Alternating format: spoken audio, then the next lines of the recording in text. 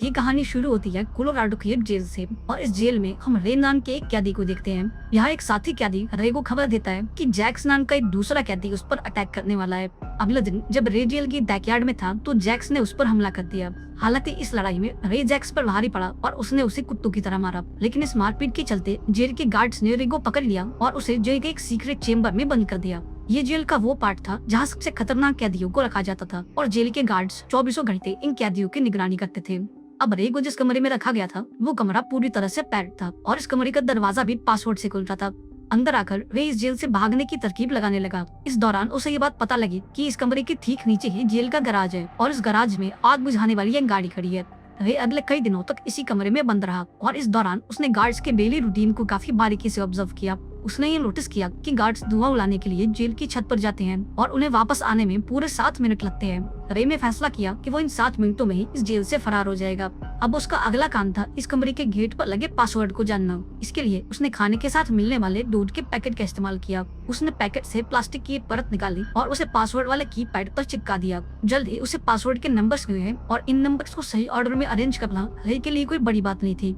एक दिन जब गार्ड्स धुआं उड़ाने के लिए छत पर गए तो रे अपने कमरे से बाहर आया और बाहर बैठी अपनी टीम तक अपना मैसेज पहुंचा दिया। रे ने अपनी टीम से कहा कि कल शाम 4 बजे वो जेल के पास आए और सभी गार्ड्स का ध्यान बटाएं। प्लान के मुताबिक रे की टीम जेल के पास पहुंची और जैसे ही घड़ी में 4 बजे उन्होंने एक जोरदार धमाका कर दिया। अब इस धमाके के चलते सभी का ध्यान बट गया और सभी इधर उधर भागने लगे। इस मौके का फायदा उठाकर रे अपने कमरे से बाहर आया और एसी वेंट्स के जरिए जेल की गैराज तक पहुंच गया।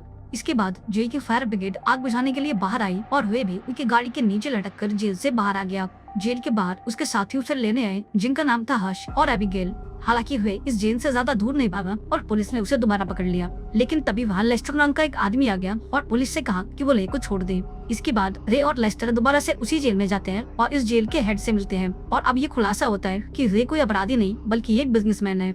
रे एक सिक्योरिटी कंपनी का मालिक है और उसका काम है जेल की सिक्योरिटी की जांच करना। वो कैदी बनकर जेल में दाखिल होता है और उस जेल से भागने की कोशिश करता है। जेल से भागकर वो सिक्योरिटी की कमियों का अंदाजा लगाता है और फिर उन कमियों को दूर कर देता है। अगर आसान शब्दों में कहें तो रे एक ऐसा आदमी है जो जेल्स को और सिक्योर बनाने का काम करता है और ऐसी कोई जेल नहीं है जहाँ से रे न भाग पाए। अगले दिन जब रे अपने ऑफिस गया तो उसके बिजनेस पार्टनर लेस्टर ने उसे एक लेडी से मिलाया। इस लेडी का नाम जेसिका था और ये लेडी CIA के लिए काम करती थी। जेसिका चाहती थी कि रे एक टॉप सीक्रेट जेल की सिक्योरिटी को चेक करे, लेकिन शर्त ये है कि उसके साथियों को इस जेल के बारे में कोई जानकारी नहीं दी जाएगी। हालांकि रे को ये बातें कुछ ठीक नहीं लगी, पर लेस्टर के मनाने पर वो ये काम करने के लिए राजी हो गया। इसके बाद रे को एंथनी नाम के एक स्पेनिश आतंकवादी की पहचान दी गई। यहाँ उसकी टीम ने उसकी बॉडी में एक GPS ट्रैकर डाला और उसे एक इमरजेंसी कोड बताया ताकि अगर वो उस जेल से ना भाग पाए तो जेल के हेड को ये कोड बताकर वो वहाँ से निकल सके। अब रे का काम शुरू हो गया और जल्दी कुछ लोगों ने उसे किडनैप कर लिया। उन्होंने उसे बेहोश कर दिया और उसकी बॉडी से वो ट्रैकर भी निकाल लिया ताकि उसकी टीम को जेल की लोकेशन का पता ना लग पाए। कई घंटों बाद जब रे की आंख खुली तो उसने खुद को एक शीशे के चेम्बर में कैद पाया। उसके आसपास और भी कई कैदी थे जो इसी चेम्बर में कैद थे। थोड़ी देर बाद रे की मुलाकात इस जेल के हेड से हुई और उसने अपना नाम हॉब्स बताया। अब ये नाम सुनकर रे को थोड़ी हैरानी हुई क्योंकि उसे बताया गया था कि इस जेल के हेड का नाम मार्श होगा। अब रे को कुछ गड़बड़ महसूस हुई, इसलिए उसने अपना इमरजेंसी कोड बोला, लेकिन जेल के हेड ने इस कोड को ऐसे इग्नोर कर दिया जैसे आप सभी लाइक और सब्सक्राइब वाले बटन को कर देते हो। खैर, उधर रे के साथी उसके लोकेशन को पता लगाने की कोशिश कर रहे थे, पर इसका कोई फायदा नहीं था क्योंकि जेल के लोगों ने रे की बॉडी से वो ट्रैकर निकाल दिया था। इधर जेल में रे ये नोटिस करता है कि यहाँ के सभी गार्ड्स ने एक ही तरह के कपड़े और सेम मास्क पहना हुआ है और उनका जब मन करता है वो किसी भी कैदी की धुनाई कर देते हैं। इसी दौरान उसकी मुलाकात एमिल नाम के एक कैदी से होती है और एमिल रे की तरफ दोस्ती का हाथ बढ़ाता है। बातों बातों में एमिल रे को बताता है कि उसने कोई गुनाह नहीं किया है और उसे इस जेल में इसलिए रखा गया है क्योंकि कुछ लोग उससे उसके बॉस का पता निकलवाना चाहते हैं। एमिल के बॉस का नाम था मैनहाइम, जो कि एक बहुत ही खतरनाक गैंगस्टर था और दुनिया भर की पुलिस मैनहाइम की खोज में लगी हुई थी। अब चूंकि एमिल उसका राइट हैंड था, इसलिए इन लोगों ने उसे पकड़ लिया। यहाँ रे को एहसास हुआ कि ये जगह असल में कोई जेल है ही नहीं, ये तो एक टॉर्चर सेंटर है जहाँ अमीर और पावरफुल लोग अपने दुश्मनों को टॉर्चर करने के लिए भेज देते हैं। अब रे इस जेल के बारे में और जानना चाहता था, इसलिए उसने एक प्लान बनाया। उसने एमिल के साथ लड़ने का झूठा नाटक किया और गार्ड्स का ध्यान अपनी ओर खींचा। इन दोनों को लड़ता देख गार्ड्स ने इन्हें अलग किया और इन्हें एक छोटे से चेम्बर में बंद कर दिया। इस चेम्बर में तेज रोशनी वाली बल्ब लगी थी जिनका टेम्परेचर इतना ज्यादा था कि कोई भी इंसान इसे सहन नहीं कर पाता। इन चेम्बर्स में कैमरास भी लगे थे जिनकी मदद से जेल का वार्डन इन्हें तड़पते हुए देख रहा था। ये दोनों कई घंटों तक इसी कमरे में बंद रहे और जब इनकी सजा खत्म हुई तो ये डॉक्टर इनसे मिलने आया। जब डॉक्टर ने रे की हालत देखी तो उसे उस पर बहुत तरस आया, लेकिन जब रे ने उससे जेल की लोकेशन के बारे में पूछा तो डॉक्टर ने उसे कुछ नहीं बताया। जब रे इस कमरे से बाहर आया तो उसने एमिली को बताया कि उस कमरे का फर्श एल्यूमिनियम नहीं बल्कि स्टील का बना है और फर्श के चारों कोनों पर नट बोल्ट्स लगे हैं। यहाँ रे ने एमिली को कोई मेटल का टुकड़ा लाने को कहा ताकि वो उन नट बोल्ट्स को खोल सके। थोड़ी देर बाद जेल के वार्डन ने एमिल को अपने पास बुलाया और उससे उसके बॉस मैनहाइम के बारे में पूछने लगा, लेकिन हर बार की तरह एमिल ने उसे कुछ नहीं बताया और अपना मुंह बंद रखा। गुस्से में आकर उसने एमिल को खूब मारा और उसे बुरी तरह से टॉर्चर किया, लेकिन इस दौरान एमिल एक मेटल का टुकड़ा चुराने में कामयाब हो गया। जब वो बाहर आया तो उसने ले से उसका प्लान पूछा। यहाँ ले ने एमिल को बताया कि इस जेल की बनावट को देखकर ऐसा लगता है मानो ये जेल जमीन के नीचे बनी है। रे का प्लान था कि वो नट बोल्ट को खोलकर सरफेस तक पहुंचने की कोशिश करेगा और अगर उसे कोई रास्ता मिल गया तो ये दोनों यहाँ से फरार हो जाएंगे। एमिल को भी रे की बातों में दम लगा और उसने उसे वो मेटल का टुकड़ा दे दिया। अब इन्हें उस टॉर्चर रूम में वापस जाना था, इसलिए इन दोनों ने फिर से लड़ाई शुरू कर दी। इनका ये प्लान काम कर गया और इन्हें उस चेम्बर में डाल दिया गया। यहाँ रे कैमरे से छुपकर फर्श के नट बोल्ट्स को खोलने लगा। अब काम पूरा होते ही उसने एमिल को सिग्नल दे दिया और एमिल जोर जोर से चिल्लाकर गार्ड्स का ध्यान अपनी ओर खींचने लगा। इस मौके का फायदा उठाकर रे ने अपने कैमरा को ब्लॉक कर दिया और फर्श को खोलकर नीचे कूद गया। इसके बाद वो पाइप्स के सहारे ऊपर चढ़ने लगा, लेकिन इस दौरान उससे पाइप टूट गई और चारों तरफ पानी भरने लगा। लेकिन रे जैसे तैसे करके ऊपर सरफेस तक पहुंच गया और ऊपर का नजारा देखकर उसकी आंखें फटी की फटी रह गई। उसने देखा कि ये जेल किसी जमीन पर नहीं बल्कि पानी के एक बड़े से जहाज पर बनी है। इधर पाइप के टूटने से सभी गार्ड्स अलर्ट हो गए और ये देखकर रे भी फटाफट से अपने चेम्बर में वापस आ गया। उधर जेल के बाहर एबिगेल और हर्ष लेस्टर के पास गए और उसे रे के लापता होने की खबर दी। उन्होंने बताया कि रे का कोई अता पता नहीं है और उसे इस काम के लिए जो चेक मिला था वो भी बाउंस हो चुका है, और तो और वो लेडी भी कहीं गायब है जिसने उन्हें ये काम सौंपा था। एबिगेल और हर्ष को यकीन था कि रे किसी मुसीबत में है, लेकिन लेस्टर ने ये कहकर इस बात को टाल दिया कि रे अपने काम में माहिर है और दुनिया की कोई भी जेल उसे कैद नहीं कर सकती। लेकिन एबिगेल और हर्ष के जाते ही वो जेल के वार्डन को कॉल करता है और उससे कहता है कि वो रे को सारी उम्र उसी जेल में रखे। और अब ये खुलासा होता है कि लेस्टर ने जानबूझकर रे को उस जेल में कैद करवाया था ताकि वो इस कंपनी का अकेला मालिक बन सके। हालांकि एबिगेल और हर्ष ने हार नहीं मानी और रे की तलाश करते रहे। इस दौरान हर्ष को टूम नाम की एक इलीगल जेल के बारे में खबर लगी जहां पैसे वाले लोग अपने दुश्मनों को टॉर्चर करने के लिए भेज देते हैं, लेकिन ये जेल कहाँ है ये बात किसी को नहीं मालूम। इधर जेल में रे और एमिल को ये बात पता लगानी थी कि उनका ये शिप दुनिया के कौन से हिस्से में है ताकि वो अपनी टीम को मदद के लिए बुला सके। अगला दिन रे जेल के डॉक्टर से मिला और उससे जेल की लोकेशन के बारे में पूछने लगा, लेकिन इस बार भी डॉक्टर ने उसकी कोई हेल्प नहीं करी। जाते जाते रे ने एक कार्डबोर्ड का टुकड़ा चुरा लिया ताकि वो उससे एक सेक्सटेंट नाम का डिवाइस बना सके। सेक्सटेंट एक ऐसा डिवाइस है जिसका इस्तेमाल करके शिप पर मौजूद लोग अपनी लोकेशन का पता लगाते हैं। इस डिवाइस को यूज करने के लिए उन्हें शिप के सरफेस तक पहुंचना होगा और इस काम के लिए इन्होंने जावेद नाम के एक मुस्लिम कैदी से मदद मांगी।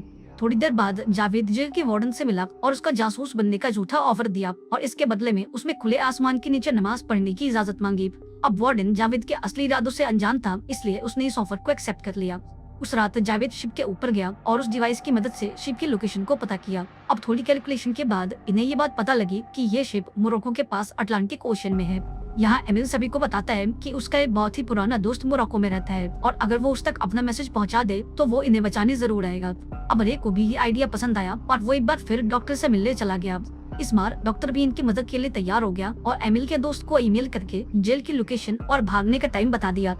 आखिरकार वो दिन आ ही गया जब ये सभी इस जेल से आजाद होने वाले थे। इधर जावेद वार्डन के पास पहुंचा और उसे झूठी खबर दी कि आज जेल की कैंटीन में बहुत बड़ी लड़ाई होने वाली है। ये सुनते ही वार्डन ने सभी गार्ड्स को जेल की कैंटीन में भेज दिया और जो सीढ़ियां शिप के ऊपर तक जाती थी वहाँ केवल 2 गार्ड्स रह गए। इधर रे ने मौका पाते ही कैंटीन में लड़ाई शुरू कर दी और देखते ही देखते सभी कैदी आपस में लड़ने लगे। अब इस बंदर का फायदा उठाकर रे, एमिल और जावेद कैंटीन से बाहर आ गए। वो सीढ़ियों तक पहुंचे और गार्ड्स को मारकर उनसे उनकी बंदूकें ले ली। इसके बाद इन्होंने सीढ़ियां पकड़ी और तेजी से ऊपर की तरफ बढ़ने लगे, लेकिन बदकिस्मती से वार्डन ने इन्हें देख लिया और पूरे शिप पर लॉकडाउन लगा दिया। इस लॉकडाउन के चलते शिप के सभी दरवाजे लॉक हो गए और ये तीनों सरफेस तक नहीं पहुंच पाए। अब इनके पास कोई और चारा नहीं था, इसलिए इन्हें दोबारा से नीचे आना पड़ा। इस दौरान एमिल के लोग भी शिप पर पहुंच गए, लेकिन इन तीनों का कोई अता पता नहीं था। तभी शिप के गार्ड्स ने इन्हें भागते हुए देख लिया और शिप के अंदर जोरदार फायरिंग शुरू हो गई। इस गोलीबारी में एक गोली जावेद को भी लग गई और वह बुरी तरह से घायल हो गया।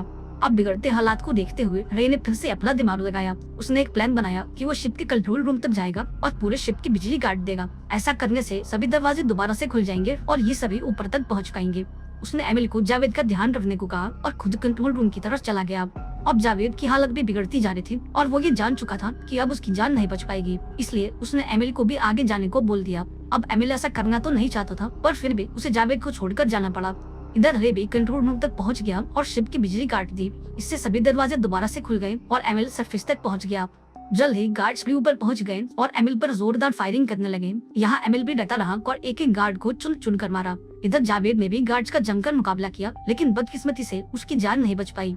जावेद के बाद अब गार्ड्स रे की तलाश करने लगे और इनसे बचने के लिए रे ने खुद को एक पानी के टैंकर में छुपा लिया। लेकिन तभी शिप की बिजली वापस आ गई और उस टैंकर में पानी भरने लगा। इधर वार्डन को भी ये बात पता लग गई कि रे पानी के टैंकर में छुपा है, लेकिन अभी वो कुछ कर पाता उससे पहले रे ने खुद को शिप से बाहर धकेल दिया। ऊपर सरफेस पर भी गार्ड्स की संख्या काफी बढ़ गई, इसलिए एमिल को भी वहाँ से निकलना पड़ा। लेकिन तभी उसने रे को देखा जो पानी में डूब रहा था। उसने रे के लिए एक सीढ़ी फेंकी और रे भी इस सीढ़ी पर लटक गया। इसके बाद इन्होंने शिप पर जोरदार फायरिंग करी और उस पर रखे तेल के डिब्बों को ब्लास्ट कर दिया। इस धमाके में सभी गार्ड्स मारे गए और ये दोनों यहाँ से निकल गए। थोड़ी देर बाद ये दोनों समुद्र के किनारे पहुंचे और फिर एक बड़ी सी गाड़ी इन्हें लेने आई और इस गाड़ी से कोई और नहीं बल्कि जेसिका उतरी। अब जब रे ने जेसिका को देखा तो वो पूरी तरह से हैरान हो गया। ये वही लड़की थी जिसने रे को इस जेल की सिक्योरिटी को चेक करने भेजा था। यहाँ खुलासा होता है कि जेसिका असल में एमिल की बेटी है और उसने रे को जेल में भेजा था ताकि वो अपने पिता को वहाँ से निकाल सके। लेकिन इससे भी बड़ा ट्विस्ट ये था कि एमिल ही मेलहाइम है। सभी लोग उसे मेलहाइम का राइट हैंड समझते रहे, जबकि वो खुद मेलहाइम निकला। उसने अपनी पहचान छुपा कर रखी थी ताकि वो अपने दुश्मनों से बचा रहे। यहाँ जेसिका ने रे को लेस्टर की सारी सच्चाई बता दी कि कैसे वो कंपनी का अकेला मालिक बनना चाहता था। थोड़े दिनों बाद रे अपने साथियों से मिला और उन्हें भी लेस्टर की सारी सच्चाई बता दी। इधर जब लेस्टर को ये बात पता लगी कि रे उस जेल से भाग चुका है, तो उसने भी देश छोड़कर भागने का फैसला किया। लेकिन जैसे ही वो अपनी कार में बैठा, हर्ष ने उसे बेहोश कर दिया। जब लेस्टर की आंख खुली तो वो अभी भी अपनी गाड़ी में था, लेकिन उसकी गाड़ी एक बड़े से कंटेनर के अंदर थी और ये कंटेनर हजारों कंटेनर्स के बीच एक बड़े से जहाज पर था। और ये जहाज कहाँ जा रहा है ये बात किसी को नहीं मालूम। और इसी सस्पेंस के साथ ये शानदार मूवी यहाँ पर एंड हो जाती है।